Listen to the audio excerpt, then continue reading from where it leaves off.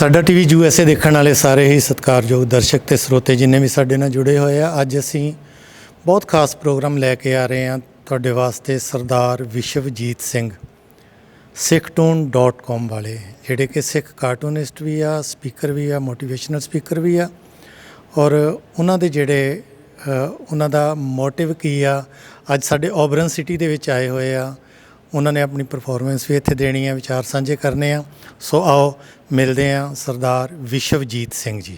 ਵਾਹਿਗੁਰੂ ਜੀ ਕਾ ਖਾਲਸਾ, ਵਾਹਿਗੁਰੂ ਜੀ ਕੀ ਫਤਿਹ ਜੀ। ਮੇਰਾ ਨਾਮ ਵਿਸ਼ਵਜੀਤ ਸਿੰਘ ਹੈਗਾ। ਮੈਂ ਨਿਊਯਾਰਕ ਸ਼ਹਿਰ ਦੇ ਵਿੱਚ ਰਹਿੰਦਾ। ਮੈਂ ਅੱਜ ਸਿਟੀ ਆਫ ਆਬਰਨ ਇੱਥੇ ਵਾਸ਼ਿੰਗਟਨ ਸਟੇਟ ਦੇ ਵਿੱਚ ਆਇਆ ਹੈਗਾ ਅਤੇ ਇਸ ਸ਼ਹਿਰ ਦੀ ਜਿਹੜੀ ਸਿਟੀ ਗਵਰਨਮੈਂਟ ਹੈਗੀ, ਉਹਨਾਂ ਨੇ ਮੈਨੂੰ ਸੱਦਾ ਭੇਜਿਆ ਸੀ ਕਿ ਇੱਥੇ ਆ ਕੇ ਆਪਣੀ ਕਹਾਣੀ ਦੱਸੋ। ਆਪਣੀ ਕਹਾਣੀ ਦੇ ਰਾਹੀਂ ਜਿਹੜੇ ਕਈ ਅਮਰੀਕਾ ਦੇ ਵਿੱਚ ਮੁੱਦੇ ਹੈਗੇ ਨੇ, ਆਈਡੈਂਟੀਟੀ ਦੇ, ਡਾਇਵਰਸਿਟੀ ਦੇ, ਇਨਕਲੂਜਨ ਦੇ, ਉਹਦੇ ਬਾਰੇ ਗੱਲ ਕਰੋ। ਸੋ ਅੱਜ ਮੈਂ ਉਸ ਕਰਕੇ ਆਇਆ। ਸੰਗਤਾਂ ਦੀ ਵੇਟ ਹੋ ਰਹੀ ਹੈਗੀ। ਫਿਰ ਘੰਟੇ ਦਾ ਪ੍ਰੋਗਰਾਮ ਹੈਗਾ ਜਿਹਦੇ ਵਿੱਚ ਅਸੀਂ ਗੱਲਬਾਤ ਕਰਾਂਗੇ ਅਤੇ ਮੈਂ ਆਪਣੀ ਕਹਾਣੀ, ਕਾਰਟੂਨਸ ਅਤੇ ਫੋਟੋਗ੍ਰਾਫਸ ਦੇ ਰਾਹੀਂ ਇਹ ਜਿਹੜੇ ਵੱਡੇ ਜਿਹੜੇ ਟੌਪਿਕ ਹੈਗੇ ਨੇ ਉਹਨਾਂ ਬਾਰੇ ਗੱਲ ਵਿਚਾਰ ਕਰਾਂਗੇ। Excited about what you are going to hear tonight. We had an opportunity this morning to have some of our team members that work for the City of Auburn come in and do a session and then a follow-up workshop. And it was amazing to see our team members in here listening so intently, wanting to make sure that everyone in our community feels welcome, that they belong, that they matter. And this is a wonderful way for that to occur. And this evening session, I think you are going to find so much value, so much heart. Mr. Vishwajit Singh, he is a technologist turned cartoonist, a performance artist, a storyteller, and a DEI advocate. He asked me to keep this introduction very brief, and you're going to find out during this engagement why. Please welcome Mr. Vishwajit Singh. Thank you, Brenda. Thank you, everyone, for coming in on a Wednesday evening. Thanks for taking time. I want to thank Brenda, the chief of the Equity Office in the City of Auburn. Mayor Backus had a wonderful morning session. So what I'm going to do is I'm going to try to,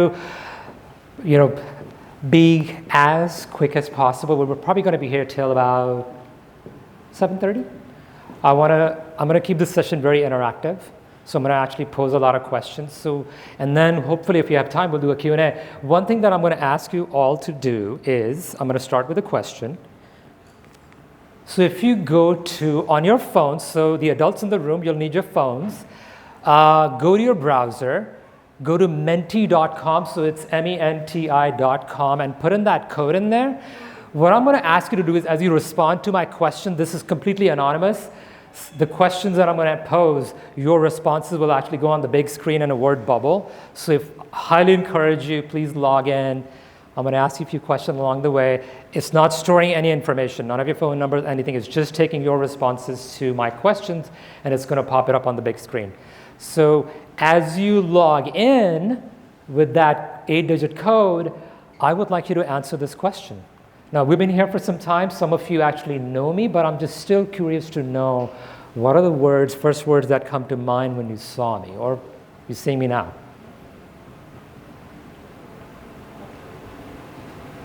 And you won't have to enter this code. Once you get started,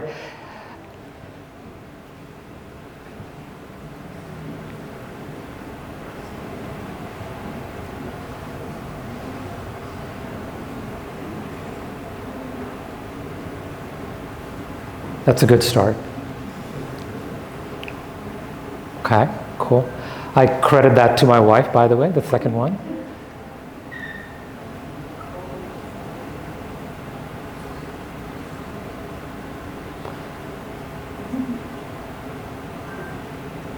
Okay. The beard's getting some attention and love. Cool. I like that. That was not always the case, by the way. Thank you.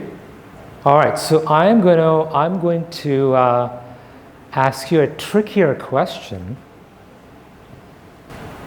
All right, keep them coming. So in case you're wondering why do I ask these questions, as I travel across the US and I host these sessions, I like to sort of set a baseline of how people perceive me as a stranger. That's why I asked Brenda, do not introduce me. Some of you I know me in the room. I do a lot of work in schools. And I ask the next question is, can you tell by looking at somebody where they're from? And everybody shakes their head, of course not. But when I ask you this question, a lot of times what happens is, we are culturally programmed to see things in people, and our brains are like, okay, I'm going to put them in this box or this box, right? It's just something we are programmed to do. We can, of course, alter that programming. So in the morning session, it was kind of interesting. There were a couple of responses that I feel are probably the best responses. One is, I don't know. The second is, you tell me. The only person who can tell, where you're from is you. And the response to that question, by the way, changes over time. So I'm going to share my story with you, but just keep this in mind that even the answer to the question where you're from changes over your lifetime. As a kid, you might say, I'm from here. You grow up and you're like, well, I'm from here, right? So just keep that in mind, that our instincts are to kind of put people in boxes, which is okay, but it can sometimes also have negative consequences, and I'm going to talk a little bit later about it. But to answer your question, so it's interesting here. There's India, there's New York, there's Punjab. My parents are from India, but I'm actually not from India. I was born in the United States, right? So I consider myself American. And that's sort of one of the things that, there's a challenge for a lot of people who look like me, because a lot of American eyes are first right away thinking, you're not from here. But then my question back at Americans is, how do you know that anybody else who's walking is from here either, right? So just something to keep in mind. So very quickly, I was born in Washington, D.C., to Indian parents, and something that is very kind of unique to the US, you get photographed on day one. So this is an illustration I created out of my photograph. Hopefully your parents give you a name. You get Wade. You get a gender label, which, by the way, is beginning to change in many cities. It used to be only male and female. My home city of New York actually has a third option now, which is also going to change over time in many other cities. There's another label that's very unique to the US. It's a race label. Whether you like it or not, you're going to get a race label. And I want to pose this question, and I want to show you my birth certificate. What do you think? So I'm a 1970s baby. Washington, D.C., British Columbia. What do you think my race label is on my birth certificate? Take a guess. This happens sometimes. People are like, I don't know. That's good. But so Asians winning out, Indian. I'm not even sure if we were using the word Asian as a racial category back in the 70s. Maybe we were, I'm not sure. But most people don't get this answer right. There's somebody who did get it right. I'm going to show this to you. So this is my birth certificate here, part of it. I've circled my race. I'm white. Now, so that happens, right? There are people who chuckle at times, right? Because your brain's telling you, of course you're not white, right? That's what your brain is telling you. Well, okay, so there's a couple, so we know what the color white looks like, and we know what the color black looks like. Most human beings can agree on those two colors. I don't know a single human being whose skin color is black or white. There's a story of black and white people, one of the most profound, one of the most powerful, one of the most devastating stories ever told in human history, probably, that there are black and white people. And then you have a lot of associations to white people, black people, and we've been living that story for a long time. And weirdly, oddly enough, in that story, technically, all South Asians, they're considered Caucasian. And in America, we kind of equate Caucasians always to white people. So technically, anybody who's Sri Lankan, Pakistani origin, Indian origin, in this human-made, horrible story, I'm white.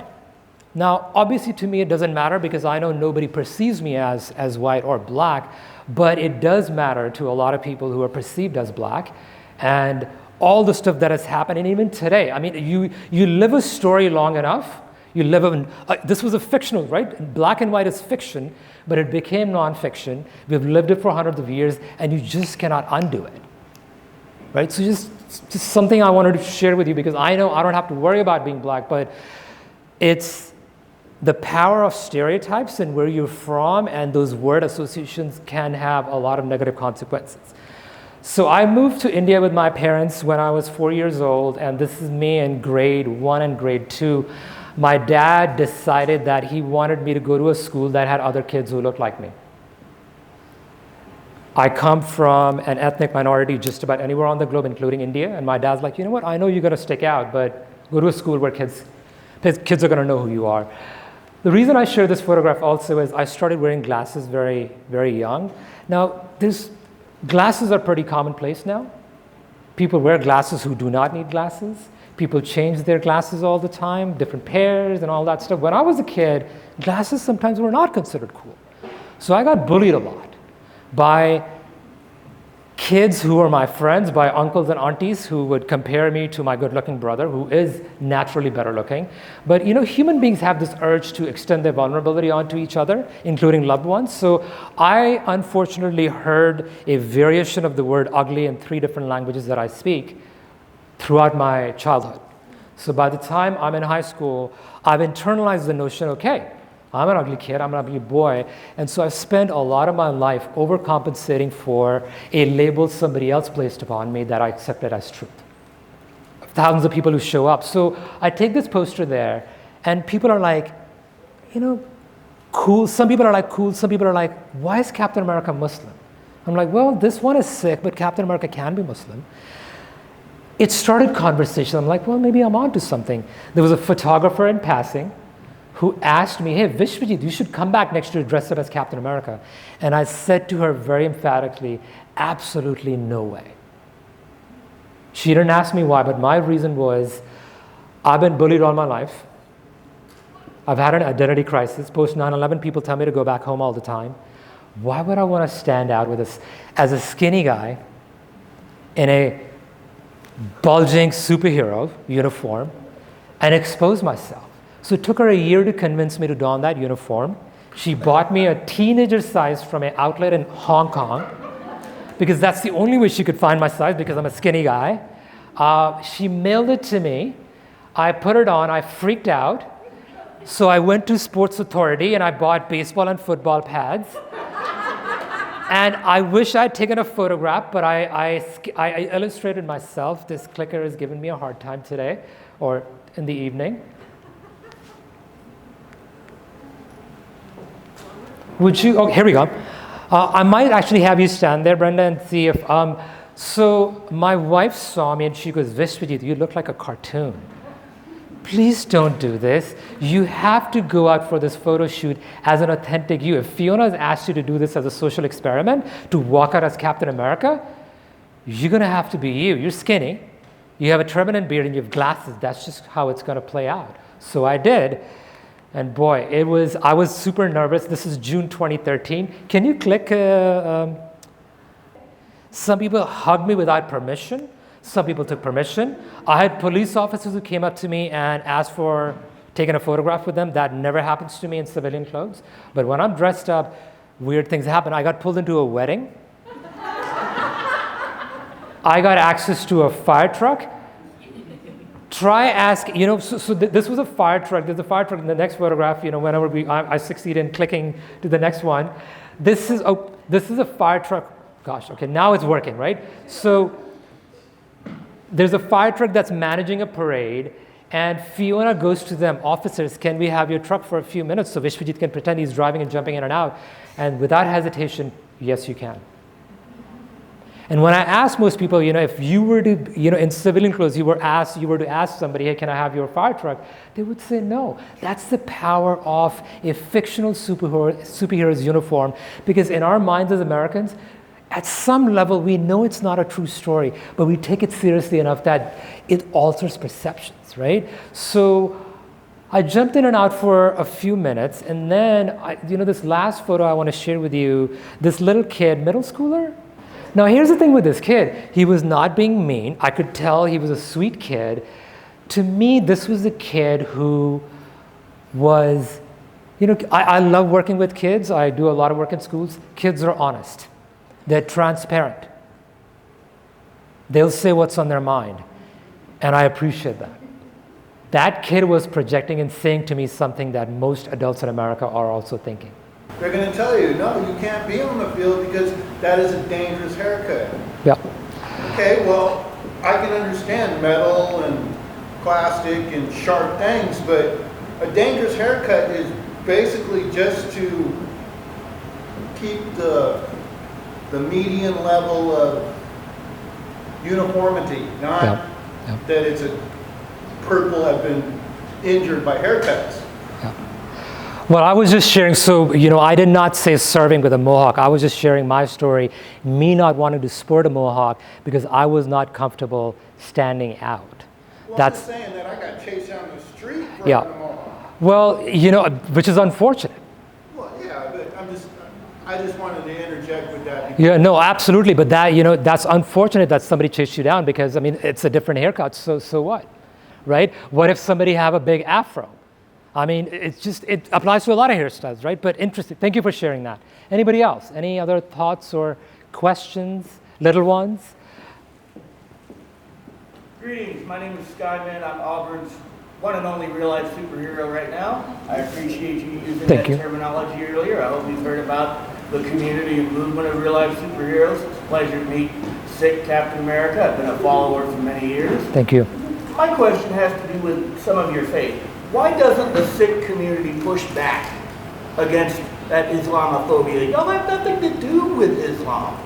So you guys are your own religion. You have your own prophet. Yes, so this is how I will respond to that. Pushback happens in different ways. So what I'm doing is a pushback as well. It's just a creative pushback, right? There's a lot of community work that has happened. A lot of organizations have been formed. It's a different terminology. It's an educational pushback, right? You can look, and I'm sure there are times when I'm by nature shy. I'm sure there are people who are extroverted who are like, well, they'll confront and say, by the way, excuse me, I'm not Osama bin Laden. Do you really think I'm Osama bin Laden? Go ahead and call 911, right? So, yeah. So, my approach, and I think my understanding of our faith is the best way to counter hate is you pour a lot of compassion and kindness and be creative and go work sort of on those angles. That's how I see it. That's how I was raised.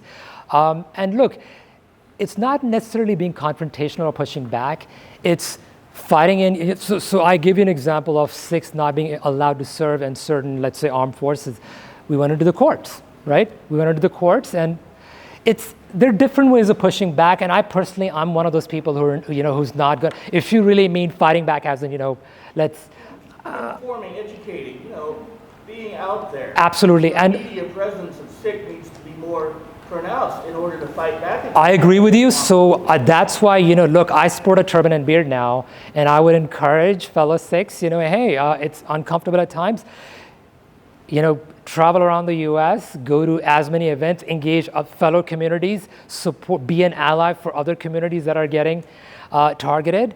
Be there with your turban and beard, and hopefully people see you and go, okay, I know who these folks are. They're friendly folks. There's another question back here. Thank you for that. Thank you so much for this presentation. Something you mentioned was that you recognize that you were raised in an anti-Blackness culture as a result of your religion. And I wonder if you have worked with other folks in your religion to address that or even talk about that. And how have you been addressing anti-Blackness in your own, based on how you were raised? Thank you for that question. So, that was something that was, I would say, broadly part of my South Asian culture that I grew up in. I would say it took me a long time after doing a lot of readings by African Americans, meeting a lot of activists in the community, making me aware that as I was doing a lot of this work, exploring my vulnerabilities, and I realized one of the vulnerabilities that I've had all my life is a lot of the anti-Blackness that I've learned, right? Started with my family first. We had the conversations in family. Me and my wife, some of our friends, that was our starting point. Hey, how can we be better human beings, right? We're getting targeted, obviously, but how can we be better? So that was one of the starting point. In my public speaking work, I'm vocal, and my hope is that, and like I mentioned earlier, people get uncomfortable. right? Especially South Asians, they will sometimes get uncomfortable. But that is what we need to do more and more. I'm really big into focusing on our vulnerabilities. And I think one of those vulnerabilities is, what are some of the favorite questions that have been asked that stuck with you? great question. So I love working with kids. I work with elementary, middle, high schoolers, quite a few here actually in Washington State. Kids are they're pretty aware, they're pretty intelligent, right? They really are more grown up than we give them a credit for. So there's two questions that came at an elementary school in Seattle a few years ago that have stuck with me forever. One kid, after my whole presentation, goes, what if I don't know how to tell my story? It's like a first, second grader. And I said, okay, that's okay. It's good to know you don't know how to tell your story, because now you can do something about it. You can learn how to tell your story. The second question that came was kind of a heartbreaking question. What if I don't like my story? This was a first grader. And I said, that's okay too. But make sure you have somebody you trust that you can share that with, that, hey, I don't like my story, and perhaps tell them why you don't like your story. That's what my main message to everyone, especially kids, is you need somebody in your life you trust enough. That might be your parents, it might not be your parents. You can, and I know it's tricky, because when you're a kid, you're vulnerable, but you have to be able to share your vulnerability with somebody and say, hey, this is what's happening in my life. So those stuck out with me. And I've had even, over the years, I've had students, middle schoolers, high schoolers, who've come up to me and shared things that I knew were very private, that they would not share with a lot of people. And I always ask them, okay, thank you for sharing, but do you have somebody else you can share this with? Mostly the answer is yes. Sometimes it's no, and I tell them, please find somebody you can share this with, somebody you can trust, who can guide you. So thank you for asking those questions. That's a flyer, which is basically, Brenda has these flyers, 6 Captain America tips for becoming a better version of yourself. Please take a flyer with you for your workspaces or at home. I want to give a huge thanks to Brenda and Kia's Equity Office in the City of Auburn for creating these spaces. More to come in the future. Thank you. Yes. To all of you as well, you've taken time out. Please, keep doing this. Go into uncomfortable spaces. Do things that make you a little uncomfortable in a good way. Travel into diverse neighborhoods that you sometimes will not think about not going into. That's very important. Traveling is one of the best ways to expand your horizons. So travel out into communities you were like, what, we never go into this neighborhood. Well, go there. Give them your business. Thank you very much. Hi, my name is Brenda Goodson-Moore, and I just want to say that I am just so thankful for hearing from Vishwajit Singh today. I had the honor of listening to him this morning and as well as this evening, and I think that what resonated most with me this evening and this morning is that we're a community, and what we need to do is we need to come together and learn from each other and learn about each other, because we all want the same things. We all want to live freely and to raise our children and to have health equity and access to our government. And so I'm just really honored to have been in his presence this evening. Okay, so today we were listening to Vishwajit Singh. Actually, I'm here after my work, and I had a long day at work, but when you think about the events that we are doing in our community to support our community and also to teach others about our community, you can't not show up to these events. So मेरी सारे ਨੂੰ ਇਹੀ request ਹੋਊਗੀ ਕਿ ਜਦੋਂ ਵੀ ਆਪਣੇ community members ਕੋਈ ਵੀ event ਕਰ ਰਹੇ ਆਪਣੇ ਕਲਚਰ ਲਈ ਆਪਣੇ ਰਿਲੀਜਨ ਲਈ ਸਾਰਿਆਂ ਨੂੰ ਹੀ ਆਉਣਾ ਚਾਹੀਦਾਗਾ। ਆਪਾਂ ਜੋ ਸਿੰਗਰਸ ਦੇ ਕੋਈ ਵੀ ਕਨਸਰਟ ਹੁੰਦਾ ਆਪਾਂ ਉੱਥੇ ਹਮੇਸ਼ਾ ਪਹੁੰਚਦੇ ਹਾਂ। So this is also important. Otherwise, we listened to Vishwajit Singh and it was amazing. It's very, very inspirational, and we need more people like him. Greetings, my name is Skyman. I'm Auburn's real-life superhero, and it's a pleasure to be here tonight listening to 6 Captain America. He's inspired me and remotivated me to get back into what I do. I do homeless outreach, neighborhood watch, community activism. I've been a real-life superhero for 14 years now. And I remember him going viral at New York City Comic-Con. Made a Facebook post about it, got a lot of interaction. But glad Auburn had the opportunity to host Mr. Singh. Hi, my name is Tuli Lushaba. I'm the Director of Diversity and Community Outreach at Cosmo Construction. We are a local general contractor. I mean, I am so excited. I have not really followed SIG, but the City of Auburn actually told me about him, so I had a chance to actually look him up, and it's just amazing the work that he's doing and the work the City of Auburn is doing. And like for me, when I came here, most times you think about your story, about your race, but you don't think about the other issues that other races are going through. Like he said, you are just thinking about it as black and white, but to just hear about the Sikhs and everything they've been through, it makes you like really stop and have that compassion for everyone, not just the black and white, but like for everyone else, brown people as well, because sometimes we don't really think about brown people as black people and what they go through. So this was truly incredible. I'm inspired, and obviously I'm gonna like find that hero within myself as well. So thank you. ਸੋ ਅੱਜ city of ਆਬਰਨ ਨੇ ਜਿਹੜਾ ਉਪਰਾਲਾ ਕਰਕੇ ਸਾਡੇ ਵੀਰ ਵਿਸ਼ਵਜੀਤ ਸਿੰਘ ਜਿਹੜੇ ਸਿੱਖ captain America ਉਹਨਾਂ ਨੂੰ ਬੁਲਾਇਆ ਸੀਗਾ। ਉਹ ਅੱਜ ਸਵੇਰ ਦੇ ਆਏ ਹੋਏ ਨੇ। ਉਹਨਾਂ ਨੇ ਸਿਟੀ ਦੇ EMPLOYEES ਨਾਲ ਵਰਕਸ਼ਾਪਸ ਵੀ ਕੀਤੀਆਂ ਸਵੇਰੇ, ਔਰ ਹੁਣ ਇਹ ਓਪਨ ਪਬਲਿਕ ਫੋਰਮ ਸੀਗਾ। ਸੋ ਇਸ ਤਰ੍ਹਾਂ ਦੇ ਇਵੈਂਟ ਜਿਹੜੇ ਸਾਡੇ ਸਪੈਸ਼ਲੀ ਸਾਡੀ ਸਿੱਖ ਕਮਿਊਨਿਟੀ ਲਈ, ਕਿਉਂਕਿ ਉਹ ਇੱਕ ਸਿੱਖ ਕਾਰਟੂਨਸ ਨੂੰ ਲੈ ਕੇ ਇੱਕ ਸਟੋਰੀ ਆਪਣੀ ਦੱਸਦੇ ਆ। ਸੋ ਇਹਨਾਂ ਦਾ ਮਕਸਦ ਸਿੱਖੀ ਨੂੰ ਪ੍ਰਮੋਟ ਕਰਨਾ ਨਹੀਂ, ਜਿਹੜੇ ਉਹ ਕਰਦੇ ਨੇ ਕਿ ਸਾਡੇ ਸਭ ਦੇ ਅੰਦਰ ਇੱਕ ਸਟੋਰੀ ਹੈ, ਔਰ ਸਾਨੂੰ ਉਹਦਾ ਤਰੀਕਾ ਹੋਣਾ ਚਾਹੀਦਾ ਕਿ ਦੱਸਣਾ ਕਿਵੇਂ ਆ। ਅਸੀਂ ਅੰਦਰਲਾ ਡਰ ਕੱਢ ਕੇ ਜਿਹੜੀਆਂ ਆਪਣੀਆਂ ਸਹੀ ਆਪਣੇ ਆਪ ਨੂੰ ਜਿਹੜਾ ਪ੍ਰੈਜ਼ੈਂਟ ਕਰਨਾ ਉਹ ਕਰੀਏ। ਸੋ ਪਲੱਸ ਸਾਨੂੰ ਐਜ਼ ਸਿੱਖ ਕਮਿਊਨਿਟੀ ਐਡਵਾਂਟੇਜ ਹੈ ਕਿ ਸਾਡਾ ਸਿੱਖ ਭਾਈ ਇਹ ਕਰਦਾ, ਸਾਨੂੰ ਉਹਨੂੰ ਸਪੋਰਟ ਕਰਨੀ ਚਾਹੀਦੀ ਆ। ਸੋ ਬਹੁਤ ਬਹੁਤ ਧੰਨਵਾਦ ਸਿਟੀ ਆਫ ਆਬਰਨ ਦਾ ਜਿਨ੍ਹਾਂ ਨੇ ਆਰਗੇਨਾਈਜ਼ ਕੀਤਾ ਔਰ ਜਿਹੜੇ ਇੱਥੇ ਆ ਕੇ ਜੁਆਇਨ ਕੀਤੇ ਜੀ। ਅੱਜ ਅਸੀਂ ਸਾਰੇ ਇੱਥੇ ਵਿਸ਼ਵਜੀਤ ਸਿੰਘ ਦਾ ਜਿਹੜਾ ਸੈਮੀਨਾਰ ਦੇਖਣ ਆਏ ਸੀਗੇ, ਬਹੁਤ ਹੀ ਸੋਹਣੇ ਤਰੀਕੇ ਦੇ ਨਾਲ ਉਹਨਾਂ ਨੇ ਬਾਕੀ ਸਾਰਿਆਂ ਨਾਲ ਸਾਂਝ ਪਾਈ ਹੈ ਕਿ ਕਿਸ ਤਰੀਕੇ ਦੇ ਨਾਲ ਜਿਹਦਾ ਇਕੁਇਟੀ ਇਨਕਲੂਜਨ ਕਿਸ ਤਰੀਕੇ ਨਾਲ ਸਾਡੀ ਕਮਿਊਨਿਟੀਜ਼ ਦੇ ਵਿੱਚ ਇੰਪੋਰਟੈਂਟ ਹੈਗਾ ਅਤੇ ਬੜਾ ਕੰਮ ਕਰਨ ਵਾਲਾ। ਸਿੱਖੀ ਬਾਰੇ ਉਹਨਾਂ ਨੇ ਲੋਕਾਂ ਨੂੰ ਦੱਸਿਆ ਅਤੇ ਆਪਣੀ ਲਾਈਫ ਸਟੋਰੀ ਬਾਰੇ ਦੱਸਿਆ, ਜਿਹਦੇ ਨਾਲ ਸਾਰਿਆਂ ਨੂੰ ਪਤਾ ਲੱਗਿਆ ਕਿ ਇੱਕ ਸਿੱਖ ਦਾ ਐਕਸਪੀਰੀਅੰਸ ਕੀ ਹੈਗਾ ਅਮਰੀਕਾ ਵਿੱਚ ਅਤੇ ਕਿਹੜੀਆਂ ਸਟਰਗਲਸ ਇੱਕ ਸਿੱਖ ਫੇਸ ਕਰਦਾ। ਸੋ ਇਹਨਾਂ ਦਾ ਬਹੁਤ ਬਹੁਤ ਧੰਨਵਾਦ ਕਰਦੇ ਹਾਂ ਜਿਹੜਾ ਇਹਨਾਂ ਨੇ ਅੱਜ ਇੰਨੇ ਸੋਹਣੇ ਤਰੀਕੇ ਦੇ ਨਾਲ ਥੋੜ੍ਹੇ ਜਿਹੇ ਸ਼ਬਦਾਂ ਦੇ ਵਿੱਚ ਹੀ ਇਹਨਾਂ ਸਾਰਿਆਂ ਨਾਲ ਸਾਂਝਾ ਕੀਤਾ। ਵਾਹਿਗੁਰੂ ਜੀ ਕਾ ਖਾਲਸਾ, ਵਾਹਿਗੁਰੂ ਜੀ ਕੀ ਫਤਿਹ। Hello, my name is Chandani.